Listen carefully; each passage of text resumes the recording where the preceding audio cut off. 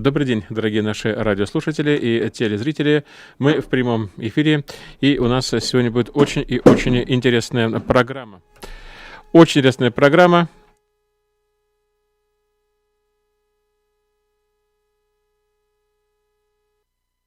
У нас сегодня будет очень и очень интересная программа.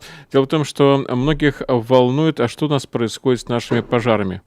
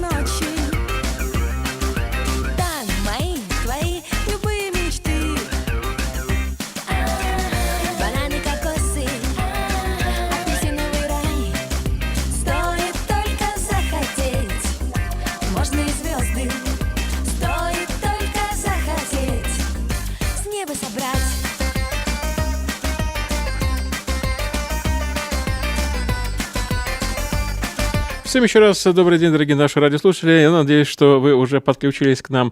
Не только вы включили радиоприемник на правильную волну 1040 АМ, и не только вы нас можете слушать и на кухне, и в автомобиле, но вы также можете нас смотреть.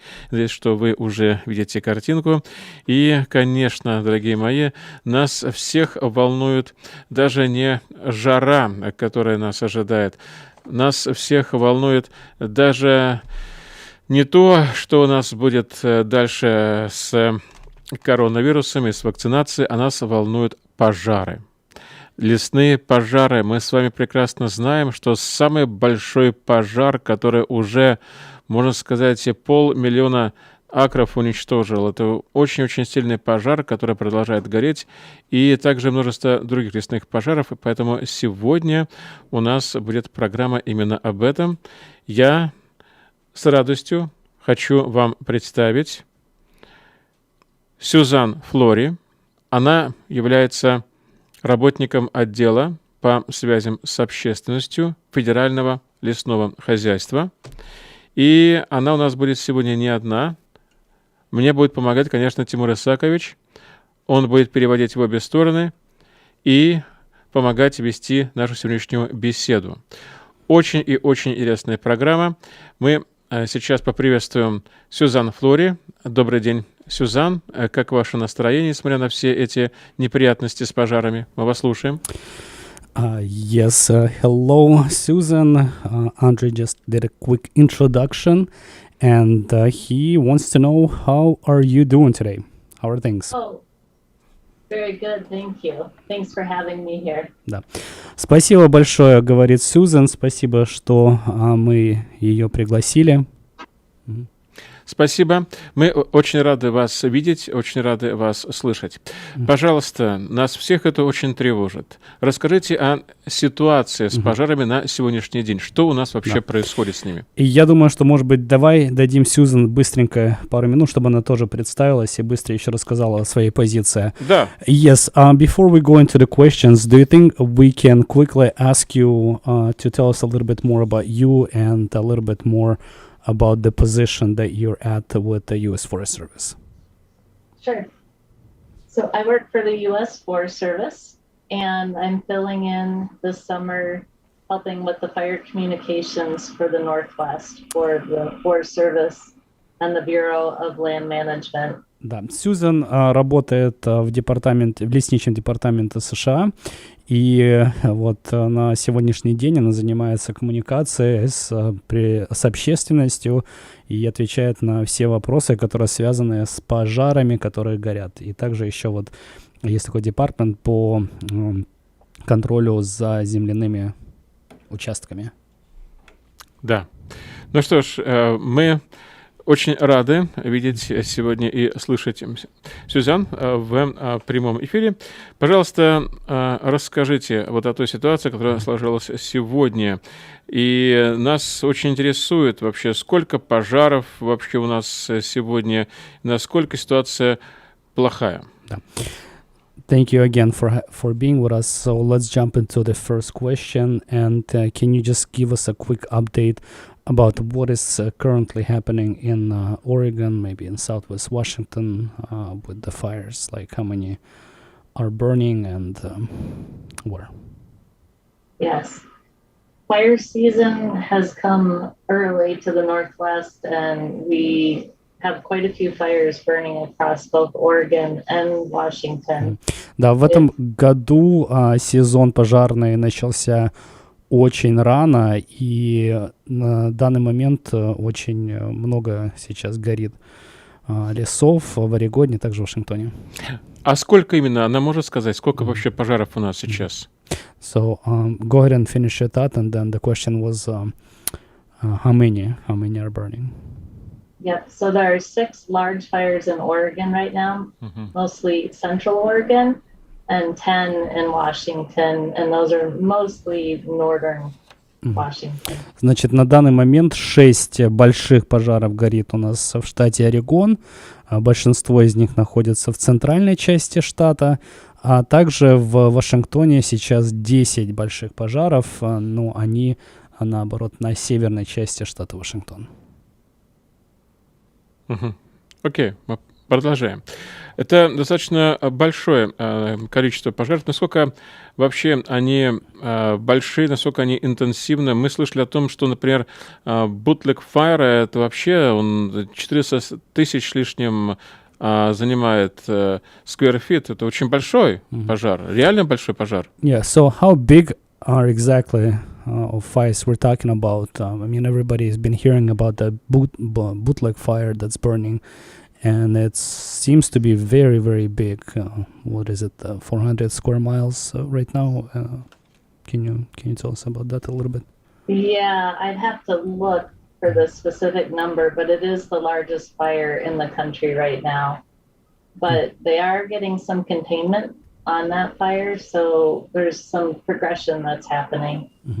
Да, это один из самых больших пожаров, которые вообще в стране происходят сейчас на данный момент. Точные цифры она не может сейчас сказать, что касается вот самого пожара, сколько он территории уже сжег.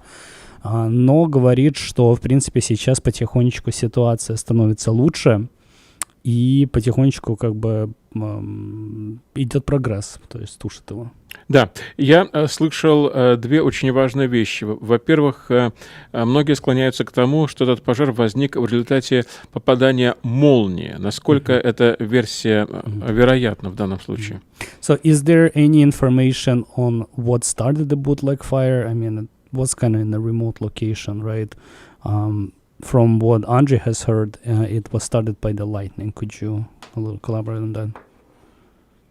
Yes, they did find out it was started by lightning, and there are some areas on the east side of the fire that are still pretty active, but the other areas on the southern part of the fire are the areas they're able to get a little more under control. Значит, да, говорит Сюзан, что этот пожар, как выяснили, был начат ударом молнии. И сейчас как бы вот самая как бы горячая точка — это северо-восток, северо-восточная часть этого пожара, а вот что касается юга, она уже немножко как бы сходит на нет. Да, и я также слышал вторую интересную вещь о том, что этот пожар, он становится weather maker, то есть он как делатель погоды, и что он сам может вызывать У него даже... свой климат. Да, свой климат и может даже привести к грозам.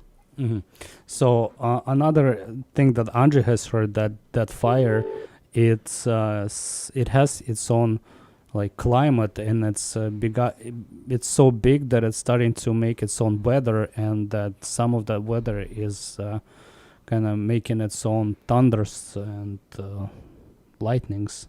How is that possible? I'll do my best to try to explain that. That's fairly common on very large fires, and it's mostly caused from the amount of smoke that those fires can put out. And so it does, in fires that size, it can create its own weather. I will say cloud coverage will help with that, and it's supposed to be more cloudy down there. Да, постарается она хорошенечко это все разъяснить, конечно. Это такое частое явление, когда вот пожар такого магнитуда горит, и как бы он создает свою вот эту внутреннюю атмосферу. И сейчас она говорит, что как бы тучи, больше там туч, которая на самом деле помогает с тем, чтобы помочь с ним бороться. Да. Понятно. Ну и кто-то вообще занимается вот тушением, самое главное. Вообще кто-то тушит этот пожар. Это же огромная территория горит. So a very interesting question Andrew is asking about who is working to extinguish those fires. Are there active crews right now that are battling it, or is it just kind of working itself out? I mean, if you think about it, the territory that it's burning, it's huge. So how many people are involved, if you know? Do you know? There are hundreds and hundreds of people working on that fire and the other fires across the region. We also have a lot of aircraft dumping retardant or water on the fire. We have the military helping out the firefighters as well. Значит, что говорит Сюзан, что на самом деле сотни людей работают над тем, чтобы потушить этот пожар. И не только люди, там задействовано очень много техники, есть авиатехника, которая летает и которая сбрасывает туда какие-то смеси, которые помогают потушить пожар. Также, конечно, воду сбрасывают, чтобы это все потухло. И даже вот задействована армия для того, чтобы помочь с тушением вот этого пожара. Ну, это хорошая, конечно, новость, что пожар все-таки кто-то пытается локализовать. It's very good news that there are people who are battling it and trying to extinguish it. Да. Мы с вами знаем, что у нас происходило в прошлом году, в позапрошлом году. Мы видим, складывается такая тенденция, что засуха набирает обороты, то есть климат меняется. И какой вообще прогноз на пожары вот в этом сезоне, в этом летнем сезоне? То есть что еще вообще нас ждет? Вот остается 2, может, 3 месяца таких сухих. Что вообще может произойти? Как вы думаете? So everybody kind of been impacted by the wildfires that were burning last year. And we can definitely see that the climate is changing and the weather becomes drier, and so are the vegetations, and more fires are starting early in the season, and a lot more fires are burning. Are you able to kind of forecast? Do you have a forecast for the current season? Like, what are you guys expecting the fire season to look like this year? It's a good question. So because there's been an exceptional drought in much of the region, the fire season will most likely continue to be pretty significant until late fall, mid-fall, until we get some moisture, and that's what really we would need to make that change. Да, засуха. Вот это, наверное, главная проблема, с которой связаны вот эти все пожары. Из-за того, что не хватает воды, из-за того, что сезон был у нас не такой дождливый, засуха приводит к сухим деревьям. И вот эти все сухие деревья и другая еще лесная вся вот эта, как ее правильно назвать? Лесное хозяйство. Лесное хозяйство, да, оно все сухое, и поэтому, конечно же, это играет большую роль, что необходимо. И мы как бы ожидаем, что вот в этом сезоне вероятность того, что будет больше пожаров, она очень высокая. И, конечно же, ждем перемен, когда вот, может быть, как ты сказал, середина осени, когда пойдут дожди, то, скорее всего, ситуация немножко станет лучше. Хорошо. А что мы как жители нашего прекрасного, чудесного края, можем сделать, чтобы предотвратить пожары? Что мы можем предпринять? So, just to kind of ask, like, what can we, for example, there's lots of people who are listening to us on the radio, and there's some that might even be watching on the Facebook. What can we do to help prevent the wildfires? I mean, if there is anything. A lot of wildfires are caused by humans. Everything from cigarettes to campfires that aren't put out. So being very careful when you're out in the woods.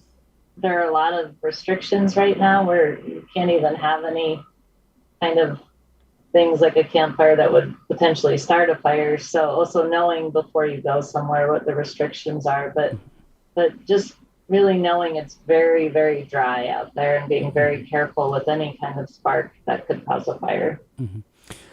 Да, очень такое длинное предложение было, я постараюсь перевести. Конечно же, очень много что можно сделать. Большинство пожаров, не секрет, это начинается, когда мы вот небрежно относимся к тому, что происходит. Окурки, все вот эти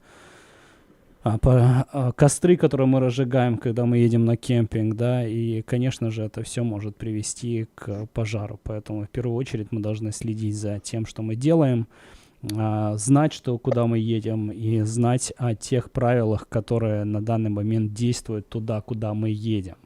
Потому что в большинстве наших округов, нашего штата сейчас действует запрет на разжигание костров. Вот, поэтому, конечно же, еще раз говорю, Сюзен, что желательно, чтобы вы заходили на веб-сайты и узнавали вот нынешнюю ситуацию туда, куда вы едете, отдыхать и, ну, конечно, наверное, бросать. Это я уже от себя добавлю, бросать курить и...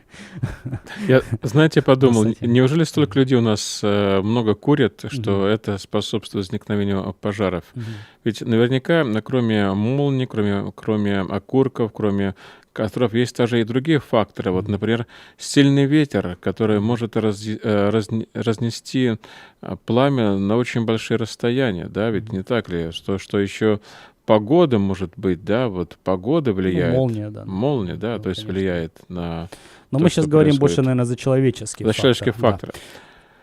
Thank you, Suzanne. So Andre just had a thought, like, besides people who are smoking and dropping their butts into areas that they're not supposed to, and the people who go fire camping, who burn campfires when they go camping, is there anything else that humans can do to help prevent fires?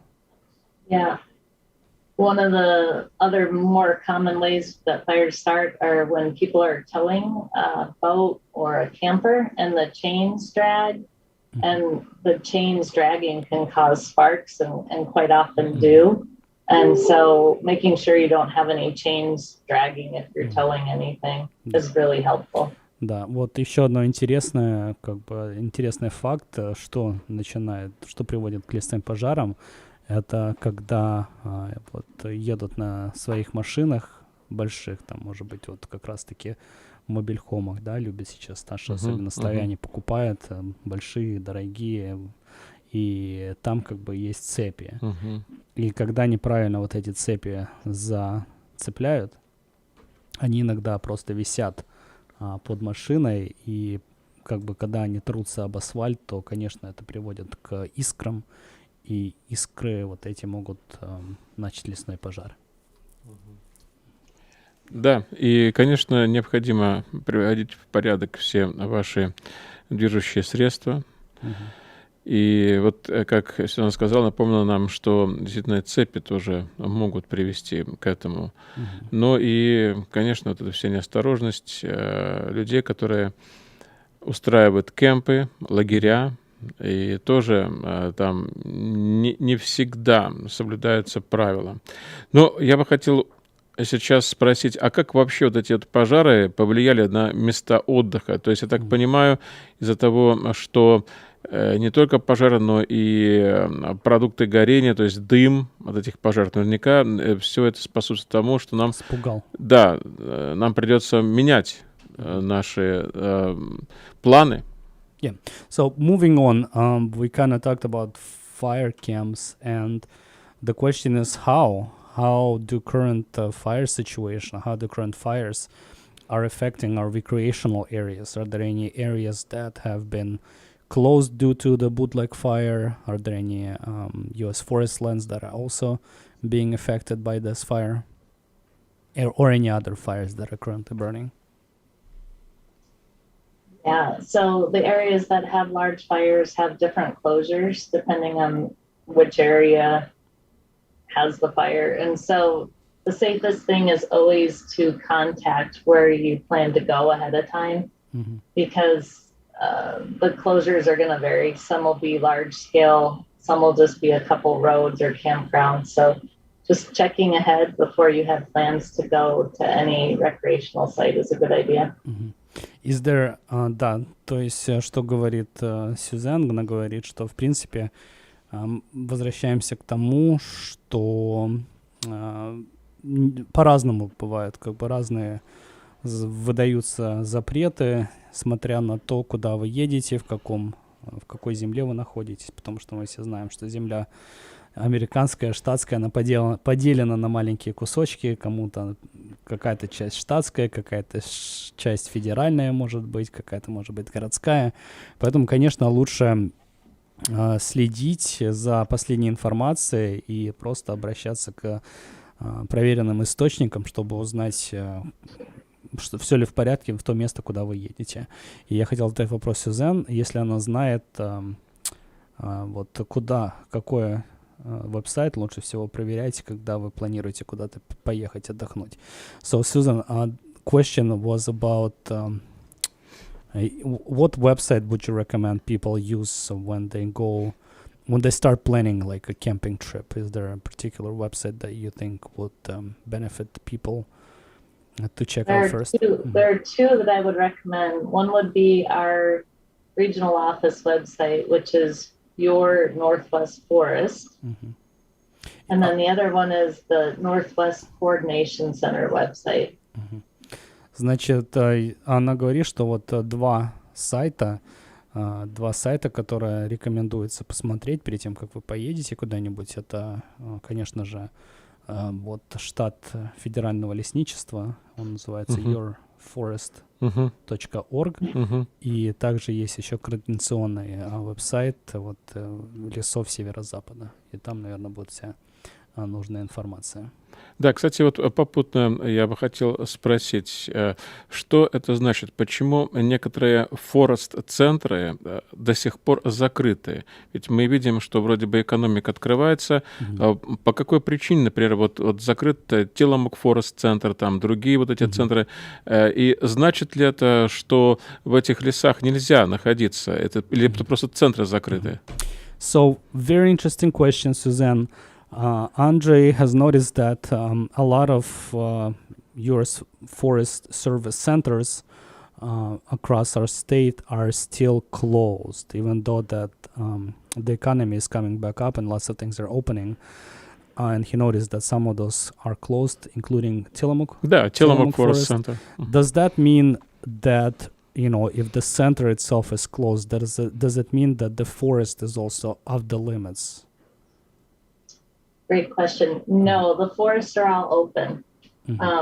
So you might have closures because of fires, but all of the national forests are open, and the office closures are still due to COVID mitigations, and that should be changing sometime, hopefully, in the near future in the fall.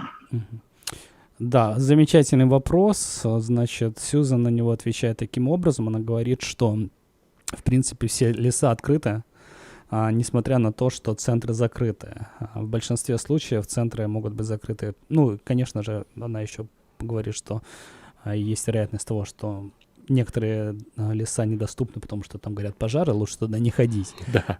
Да. Но в большинстве случаев вот эти центры, они до сих пор закрыты по причине пандемии, которая на всех нас повлияла. И надеяться, что в ближайшем будущем, очень-очень скоро, они начнут потихоньку открываться. Да, ведь ни для кого не секрет, что форест-центры, они очень важны. Например, простые удобства для людей, которые посещают центры. Дело в том, что там есть туалеты, там есть возможность отдохнуть, взять брошюрки. И очень важно, что в самих форест-центрах работает связь, там есть бустеры. Интересно. Да, so thank you for that answer, and Andrei really hopes that those centers are going to open very soon, because in his opinion those are very vital to any communities, because they offer restrooms, they offer information, ability for people to talk to rangers and pick up some of those important brochures about forest products and other rules and regulations that are happening around that area. And also it's important for him personally, because it offers a link, a communication link. I don't know if it's true or not, but he did mention that those centers have cell phone boosters, so you're able to stop and use your phone to go out into the world. Окей, идем дальше. Мы с вами помним, что происходило в прошлом году. Мы с вами помним, что пожары подходили все ближе и ближе к крупным городам, и начиналась эвакуация. Как вообще и стоит ли подготовиться к этому? То есть нужно ли подготовиться уже прямо сейчас? И как вообще правильно защитить свои владения, то есть защитить и дома, и, возможно, земельные участки от возможного нашествия огня? So the next question is that it's about being prepared for the forest fires. We all remember last year there people were scrambling to get out of the way, to find places to live. Is there anything that you would recommend people do to be better prepared for this upcoming fire season? Yeah, there are a few things. One would be to make sure you're around your home is what we call fire wise, and there's a lot of information on the internet that can help with that, and that's just clearing trees, making sure you don't have anything that could catch fire next to the house, those kinds of things. And then also just being ready to go if you need to go, and doing the 911 reverse in counties that have that. Значит, Сюзан говорит, что есть специальные такие правила, они называются Firewise, по-моему, если я не ошибаюсь. И вы можете больше найти информации на интернете, просто загуглите, и там говорится о том, что вы можете сделать. И такие простые вещи, как, например, стричь траву вовремя, да, чтобы она не росла и не засыхала. Например, убирать деревья засохшие. Да, и, конечно, вся подробная информация есть на веб-сайте. Что-то я забыл, да? По-моему, такое длинное было предложение, но мне кажется, я его вроде все в порядке, да. Да. Ну и рекомендация, то есть хотелось бы узнать рекомендации, как нам быть. Например, многие очень перепуганы, и даже вплоть до того, что многие хотят даже уезжать из наших мест. Как вообще часто такое подобное будет происходить? Почему? То есть мы раньше никогда не чувствовали себя в осажденном пожаром городе. Мы раньше не боялись этого вообще, потому что у нас была большая влажность, много было дождей. И что теперь будет? Это вот каждый год будет такое происходить? Какие прогнозы? Yes, the next question is about just, being personally prepared. I know you mentioned how to prepare, your land, but what about, how to prepare yourself? And one of the parts of the question that Andre asked was about being mentally prepared, because we never experience being under siege by fire like we did last year. We never, at least that we can remember, the fire coming close to big cities, so close to a big city, where people just felt helpless and hopeless and afraid. And there are people currently who are, thinking about leaving the state because of the intensity of these fires that are burning. And what was еще какая-то что-то там такое тоже наговорил, такие длинные предложения вы говорите. So the intensity and people are being afraid. Is this something that we should be getting used to? What is causing all of this, all of these fires, and what's the outlook, I guess? That's a big question. It is. It was a big question. I had to stop and ask for more details.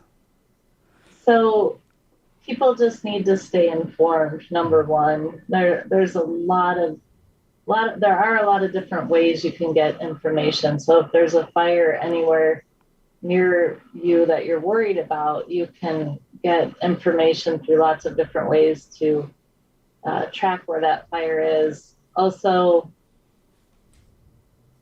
if you live somewhere near the woods, then you do mentally want to prepare and just think about the possibility and have a plan for how you would leave, what you would need to take with you, know the different evacuation levels. Okay, I don't want to say too much at once. Yes, let me just translate, and then you can continue. Yeah. Значит, что говорит Сюзанна, говорит, что, в принципе, нужно быть вооруженными с точки зрения информации. То есть нужно знать, что происходит вокруг вас. Слушать, конечно, наше любимое радио постоянно. Андрей информирует о том, что происходит. Конечно, это не сказала, но можно добавить вот эту часть. Потому что всегда есть информация о том, что происходит и где. И, конечно же, быть всегда готовыми. И особенно, когда вы живете где-то возле леса, да, вы должны себя ментально приготовить и быть готовым к всему. Психологически, у нас звоночек, да, там прорывается. Да, у нас звонки даже идут. Да. Мы будем отвечать? Да, почему бы нет, конечно. Вот, но я думаю, что, может быть, стоит... You can continue. We also have some phone calls that are coming in.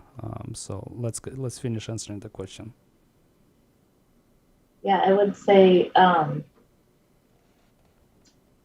it's like I said, the most important thing is to stay informed. But I do want to add that the Forest Service is really looking at areas where there's high fire potential and doing forest management in those areas to decrease that potential. So there is a lot of work that's being done to try to decrease the risk of these kind of wildfires, even though with climate change, the conditions might be harder. We are trying to manage the forest to reduce the risk. Да. Очень много чего происходит, конечно же, с пожарами. И еще раз повторяют, что лучше все, быть в курсе того, что происходит. На самом деле есть специальный такой отдел при лесном хозяйстве, который отвечает и который работает над тем, чтобы улучшить ситуацию с пожарами, да, чтобы митигировать как-то эту опасность, и они делают все, что в их силах, чтобы сократить количество лесных пожаров. И, конечно же, надеемся даже несмотря на то, что климат меняется и становится все тяжелее и тяжелее, но все-таки работа идет, и ее очень много, и она очень тяжелая. Да, давайте мы услышим, что... Да. Алло, добрый день, у вас в прямом эфире, пожалуйста. Алло, добрый день. Да. В одной из стран тоже, где случаются часто лесные пожары гигантских массивов. Основная причина — это сокращение людей, обслуживающих эти леса, то есть егерей и лесников. Не такая же одинаковая проблема у нас в Штатах и вообще в Соединенных Штатах? И если да, то предусматривается расширение штатов, и сколько будут получать люди эти? Interesting. Зарплаты этих людей, какая будет? Да, спасибо, мы поняли. So, Спасибо. very interesting comment and question the listener had. It was about example. He saw somewhere that there is a country, another country, somewhere in the world. He didn't mention which one, but there's a problem with fires, forest fires as well. And I think the cause that they were able to narrow down to what was causing all those fires was the fact that personnel, that's like, rangers and forest service employees at that country, they were being let go. There wasn't enough of them to maintain the forest. And the question was, could that also be the case in our state or across the United States? Are there anything that you can mention about, the personnel wise? Is there enough people who are working for the U.S. Forest Service to maintain the lands? That's a great question. We have a very large group of people, and we prioritize the different areas that people work in based on the priorities. And I will tell you, fire and fire prevention and reducing the risk of fire is a very high priority for the Forest Service. So we make sure we have people to the best of our abilities in those positions to help with managing and decreasing the risk of fires. Да. Очень хороший вопрос. Ответ на него полностью не ясен, до конца, вот то, что сказала. Сюзанна, она говорит, что, в принципе, рабочие есть, и довольно-таки большой штат рабочих. И, конечно же, в приоритете всегда позиция, которая касается предотвращения лесных пожаров, и они, конечно же, делают все, чтобы содержать этот штат рабочих, и, конечно, работают над тем, чтобы предотвратить. So another part of the question was, are you planning or currently hiring people to work for the U.S. Forest Service? If so, is the pay good? Yes, and yes. We are. There are lots of different career opportunities in the Forest Service, and so the best place to go is a website called usajobs.gov, and it has all federal jobs. And you can look by Forest Service. So yes, there are many opportunities. Да, и еще раз да, говорит Сюзан, что активно набирают рабочих. Наверное, одно из да было то, что оплачивают хорошо. И вы можете зайти на веб-сайт usajobs.gov. Yep. Да, usajobs.gov, заходите туда, и там вы можете найти позиции в федеральном лесничестве и не только, и, конечно же, через этот веб-сайт попробовать устроиться на одну из этих замечательных позиций. Да. Что ж, наше время потихонечку подходит к концу. Я посмотрел просто так на Андрея, мне кажется, хорошо бы ты подошел к работе в лесу. Ну, вот, например, в Tillamook Forest есть радиостанция. Вот. У меня, например, Tillamook Forest Center, да, вот как ты говоришь, работает, да, там есть целая радиостанция. Почему бы и нет, кстати. Кстати, не только радиостанция, там много технических вещей. Мне кажется, ты подошел в позицию лесничего. We're just talking about my future position. I mentioned that I think Andre might be one of a good candidates for job at U.S. Forest Service. Да. Да, увы, наше время потихонечку подходит к концу. Мы бы хотели узнать, может быть, мы что-то упустили в нашем эфире. Вроде мы осветили все темы. Может быть, вы хотите что-то сказать и от имени Федерального лесного хозяйства, и как заведующий отделом по связи с общественностью. Пожалуйста, Джизон. So, unfortunately, our time is running out. We have just a few minutes left. Is there anything that you might want to add to our to the conversation that we just had, maybe a message to our listeners from the U.S. Forest Service, maybe a message from the your position of fire communication. Go ahead. Yeah, I just want to say thank you to all of your listeners for learning more about the fires and also for their support of the firefighters. Our number one priority always is safety for the firefighters and for our communities. So thank you for your patience, and I hope everybody has a safe summer. Да, спасибо большое за то, что пригласили. Конечно, в приоритете всегда остается безопасность пожарных, ну и, конечно же, безопасность людей, которые живут в штате. Поэтому Сюзан надеется на то, что мы все будем наслаждаться летом и будем себя вести так, чтобы ничего не натворить. Да, как это точно. Было много лет тому назад. Да. Я надеюсь, что все будет хорошо, и мы с вами скоро вновь увидим большие изменения с погодой. И кроме этого, я бы хотел от себя лично, и от имени всех наших слушателей поблагодарить, что лесное хозяйство продолжает неустанно работать и над лесными пожарами, на то, чтобы их больше не было. И я хотел бы поблагодарить Сюзан Флори за то, что она принимала сегодня активное участие и рассказала нам о том, что у нас происходит с пожарной обстановкой здесь. И мы можем сегодня также понять, что собой представляет самый большой пожар и насколько все это так плохо, как рассказывают средства массовой информации.